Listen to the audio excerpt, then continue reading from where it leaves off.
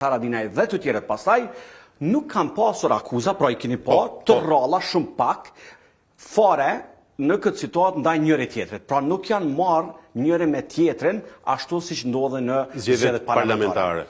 Kjo ndodhi për dy arsye. E parë sepse nuk ka qeveri sot kur ne po flasim pikërisht për shkak të akuzave njëri dhe tjetrin dhe madje bashkëpunimi pastaj ishte i vështirë. Ishte i pamundur. Dhe çfarë ndodh pas ditës së nesërme? Po besoj dikush e ka thënë nga kolegët këtu që ju sot keni bashkëbiseduar në Prishtinë, që shumica e bashkive të Kosovës do të shkojnë në raundin e dytë apo në balotazh.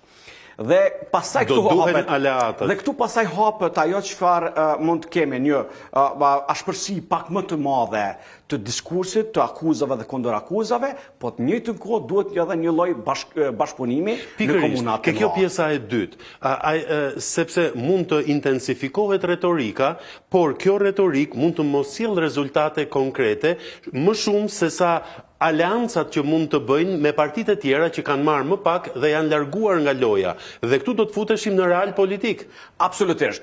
Po nisim te Prishtina si kryeqytet, po besoj edhe për publikun në Shqipëri, Prizreni, Gjakova, Mitrovica, qendrat kryesore. Është shumë e rëndësishme kësaj radhe në Prishtinë që kemi një garë jashtëzakonisht të fortë mes të paktën tre udhëheqësve kryesor, zoti Përparim Rama, kryetari aktual nga Lidha Demokratike, pastaj zoti Hajrullah Çeku, ministër në detyrë i kulturës, ministër diku në qeverinë Rama në Shqipëri, dhe zoti Urani Ismaili nga Partia Demokratike. Pra, gara do të jetë franko shumë e ashpër sa i përket kush do të jetë në balotazh fillimisht, sepse ka paqartësi deri nesër në mbrëmje, kush do të jetë dyshi. Por çfarë do të jetë gjithashtu e rëndësishme, është se kush do të jetë i treti. Absolutisht. Se ai mund bëj kingmakerin. Po pra, i treti do të jetë përcaktues pastaj në atë çfarë mund të jetë kryetari i ardhshëm i Prishtinës. Gjithashtu këtu dua të shtoj edhe një çështje. Ju e keni parë një 2-3 lëvizje politike që ndodhen gjatë këtyre 2-3 ditëve. Kemi konstituimin e plotë të Kuvendit të Kosovës. Kemi sot risin që zonja Vjosa Osmani, presidentja, i dha mandatin kryeministrit Kurti për të krijuar qeverinë. Partia më e madhe që doli nga zgjedhja. Të gjitha këto mund të çojnë me një drejtim. Dhe ky drejtim padashje është kjo situata, çfarë do ndodh pas balotazhit, pra ne do ta shohim pak a shumë kush me kë do të bashkëpunoj në balotazh, potencialisht mund të shohim pastaj një qeveri të ardhshme ku do të ketë bashkëpunim në këto. Që kemë optimist se zakonisht kam përshtypjen, edhe pse je natyrë optimiste. Në përgjithësi unë jam shumë optimist, por megjithatë këto zgjedhjet lokale për bashkinë do të na çojnë në zgjedhje pastaj si duket në zgjedhje nacionale të reja. Nuk po shoh të paktën deri tash, edhe pse zoti Kurti sot zyrtarisht e mori obligimin, por unë nuk besoj që do të ketë numra që i bie. As opozita e deri djeshme mund të mos ketë numra. Pra, numra ata janë aty me listën serbe, po askush nuk don të bashkëpunoj në këtë situatë, në të cilën pastaj do të quhet në publik, në kofushatën e zgjedhjeve tradhtar ose bashkëpunim me Radojqiqin. Kjo do të jetë shumë problematike në këtë situatë. Mund të ketë befasi.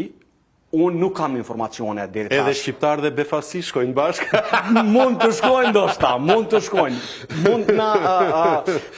Por rrethonat ekzistuese tregojnë që nuk ka afërsi. Unë nuk e di qëndrimin e zotit Limaj, Fatmir Limaj që i ka 3 deputet, sepse zoti Albin Kurti mund t'i ketë 57, 3 të Limajt bën 60, duhet 1-2 deputet dika nga grupe tjera minoritare ose dika për të pas një qeveri. Po ajo qeveri është vetëm deri në pranverën e ardhshme, ku ne kemi çështjen e zgjedhjes së presidentit, pra zoni Vjosa Osmani i s'ka dhënë mandati.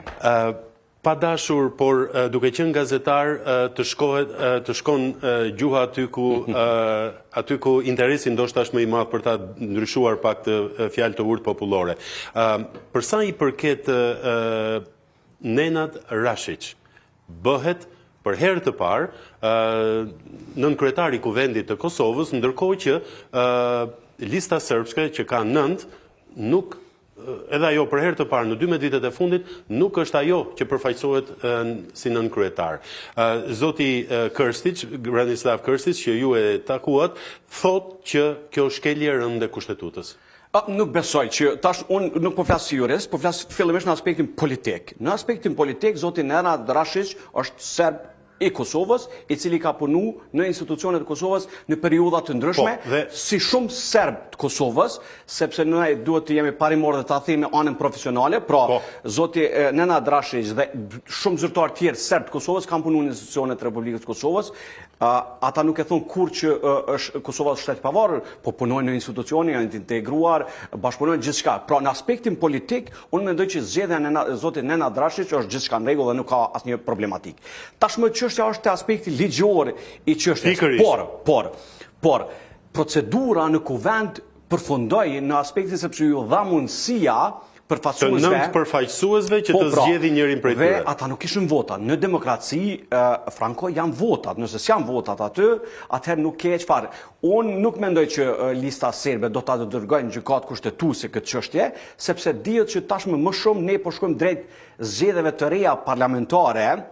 Natyrisht i takon shumicës, po kur shumica nuk i ka vota dhe nuk bashkëpunon me pjesën tjetër, çfarë i bie? Të bllokohet Kosova, të bllokohet për shkak të një pozite që fatmirësisht doli zoti Nenad Drashić të ishte atë dhe të votuaj edhe nga deputetët e Lidhjes Demokratike të Kosovës për herë parë, sepse ne nuk ishim në të kaluarën, pra ishim vetëm deputetët e lëvizjes vendose. Pra, në aspektin politik unë nuk shoh problem sepse u përmbyll ai procesi i rregullt. I shkurtit. Po.